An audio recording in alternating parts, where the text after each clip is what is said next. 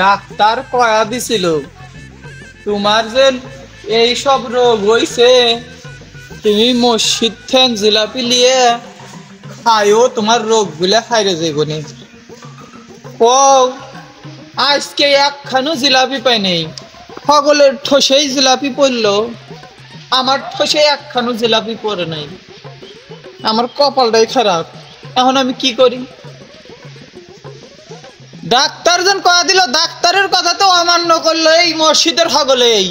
আমার যেন ঠোসে জিলাপি পড়লো না, এটার দায় এখন কি ঢালিব? যে দিছে জিলাপি, যে বিলাইছে হেরি হয় নাই, এখন এটা দিব কিডা? আমি এই ছাল বালের হাতে কি মারামারি করে পারবো? পারবো না তো। বড় মানুষের হাতে মারামারি করে পারবো? পারবো না তো।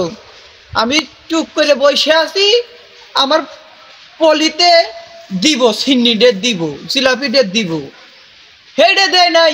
সকলে উঠে খাড়া খাড়া হাত দিয়ে দিছে, ঠসে যার যার মতো ভরছে। আর আমি অসুস্থ মানুষ বসে আছিলাম, আমার ঠসে একখান জিলাপি পড়ে না। একখান অন্তত দে, তাও এই খাওয়ালে আমার রোগটা ভালো হই। এখন কি করব? আবার এক সপ্তাহ পর আবার ডাক্তার হাতে কথা মতো কয়া দেখি কি হয় না হয়।